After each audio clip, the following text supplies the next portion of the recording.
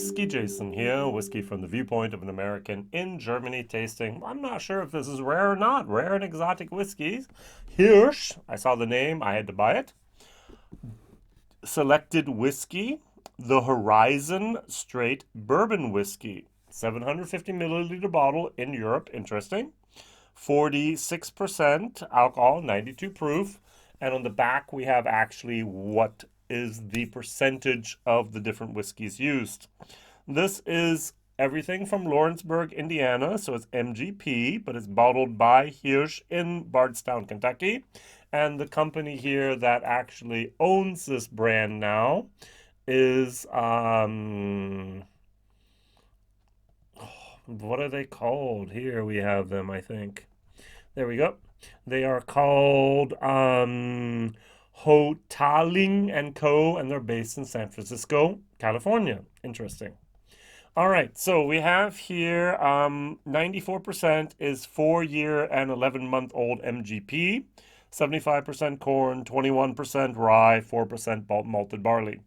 And we have a 6% touch of spice here that is 6 years, 8 months, with only 60% corn, but for that 36% rye and 4% malted barley. So I hope they did a good job of blending this and making this into something that's good. In America, it should cost around $40. Over here in Europe, especially in Germany, I'm paying 64 euros and 90 cents for this. Now, the first thing that I really liked was the little tax stamp here. We have something called AHA0920. So it's batch. So I guess it is the batch from September 2020. So the name Hirsch goes back to Adolf Hirsch. We're back in the year 1974. We have an investment banker that actually goes to a distillery in Schaefferstown, Pennsylvania. Ooh, the original Michter's distillery. And he asked master distiller Dick Stoll to make him 400 barrels of bourbon. Dick did as he was told, took a tried and true mash bill of 75% corn, 13% rye, and 12% malted barley. Unfortunately, the distillery went bankrupt, and now these 400 barrels were basically forgotten. So along comes a guy basically named Van Winkle III, Julian, and he takes this and he bottles it. And it turns into this magical A.H. Hirsch Reserve. I think the bottles now are going online for over $1,000. So it's just amazing. All right.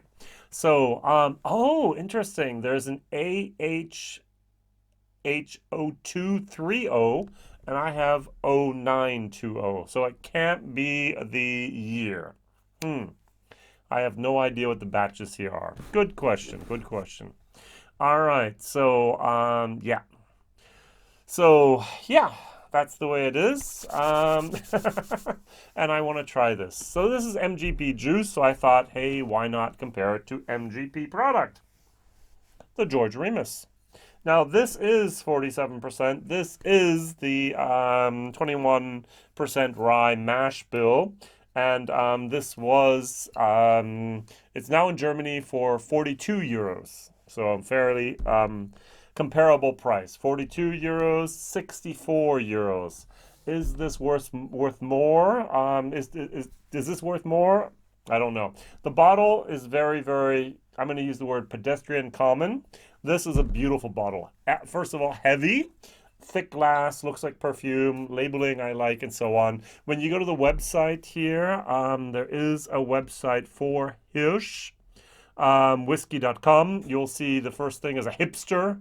The second thing you'll see is then basically here a guy out in the Monument Valley backpacking. The third thing you see is this little cottage and the guy sitting there, a little bit of a tent type of moment and so on. So it is a little bit hipster. There is a single barrel, hasn't reached German, that has a yellow label, which I thought was much better in the layout than this aqua blue moment here. But hey, why not?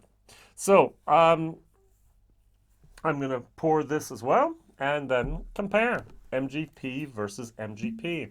This is something that I haven't been able to actually do in Germany. Just recently, we've received George Remus. Thank you, Lexco. Hirsch might actually be Lexco. Who knows who's distributing it over here in Europe? Maybe they have their own distribution network.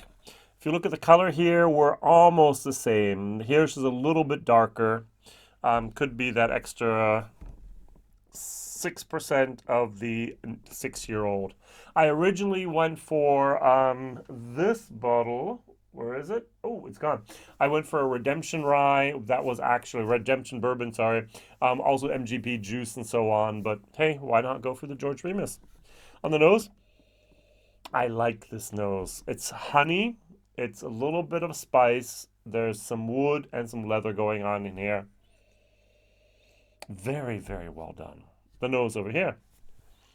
Smell myself. Try to get my nose back to normal. This has more of a honey moment. This has more of a depth and leather and a little bit of pecan. This has a little bit more of a flowery type of fruit moment going on there. Is this bad? No. Is this better? Yes. All right, let's try both of them. Cheers.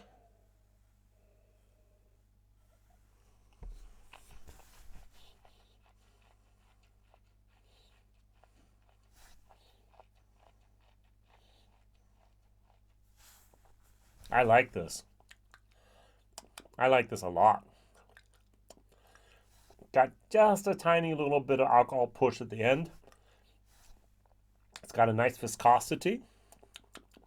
It's got that leather, honey, pecan moment going on. Wow.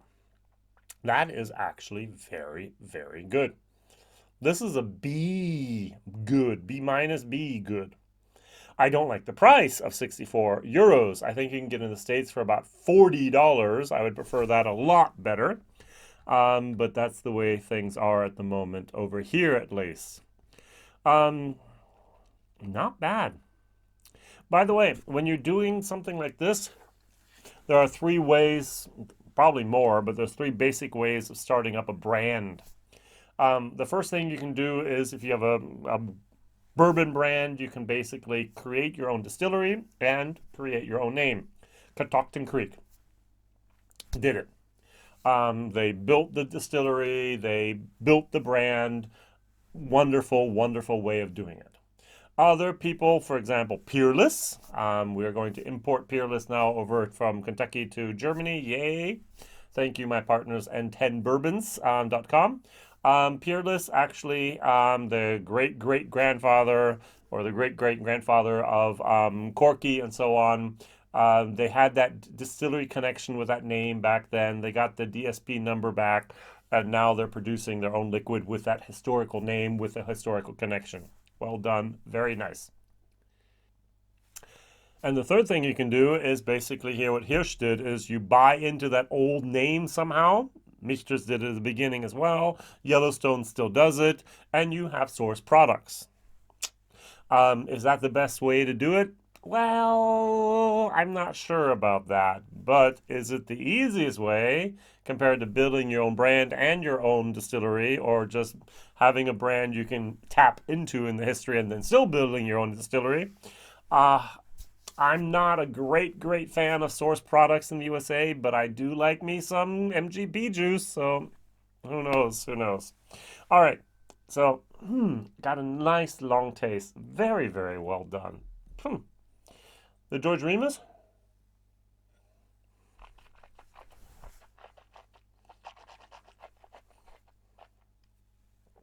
Brighter, not as rich, not as dark, not as much honey, not as much pecan. There's a little bit more of a fruit moment going on here.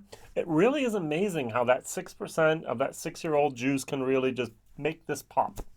That is very good. Much better than the George Remus. If I had to buy one of these and I had $45 and those were both on a shelf, this would be my choice. Good. Now that having been said, I want to move on to something else here that I also have. Don't want the big boys. Imagine I had the opportunity to buy a new Riff at the similar price as the Hirsch. What would I go for then? I love the new Riff. So let's see here if the new Riff can beat the Hirsch Horizon. I always have to say Hirsch the Horizon. They bought the name, but they need that brand name here as well. The Horizon. So this is not MGP. This is their own stuff here produced there in Danville. No, not Danville. Sorry. This is a 65% corn, 30% rye, and 5% malted barley here. Aged at least 4 years. Bottled and bond, 50%.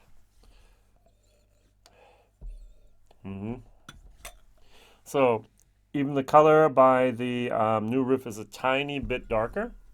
I could have pulled out a single barrel, but I wanted to go for the bottom bond on purpose. For all those interested, I have here a fall 2017 and a fall 2021.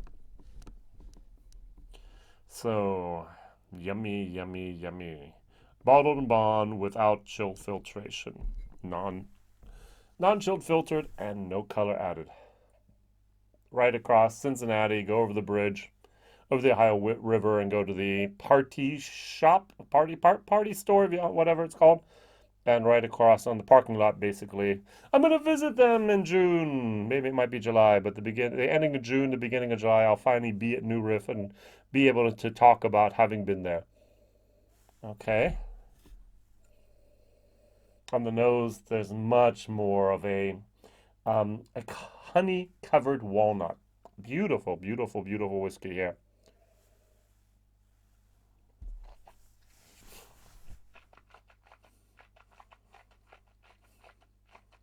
Mm. I love me some new Riff. Oh, that's good. Oh, it's got such a long finish. Oh, good. The Hirsch is not as good, so I'm gonna pump this down to a B minus. For me, in Germany, a value for money is a C minus. I'm not willing to pay the 64 euros for this. To be honest, these are basically the same price over here in Germany. If I had to choose between one of these, I would always choose the new Riff, hands down, without even thinking. This is good. This is much better. Now I know you can't get this for $40 in the States, and that's I think the problem. I don't even know what new Riff costs in the States. Mm-hmm. It's interesting. This is almost watery compared to this now. The mouthfeel on the new Riff is so extraordinarily great. It has a good finish. This is good stuff. This is a B minus whiskey, C minus price over here in Germany. If you can get it for $40, you might actually go up to C plus for the value for money. Think about it. All right, Hirsch. The Horizon, beautiful bottle, might be a good gift, might be a good thing to think about. If you haven't tried it yourself, go for it. Why not? If you need more information, www.hirschwhiskey with ey.com. There you can find out. There's a store locator, and there's also some more information about the different things they're doing. And you can follow them on Instagram if you want. Or you can follow me here on YouTube. Like, subscribe, and tell others. And thank you very much. WhiskyJason here. Whiskey from the viewpoint of an American over here in Germany, tasting rare, maybe. Exotic, no, but delicious, yes, whiskeys. All the best. Bye-bye.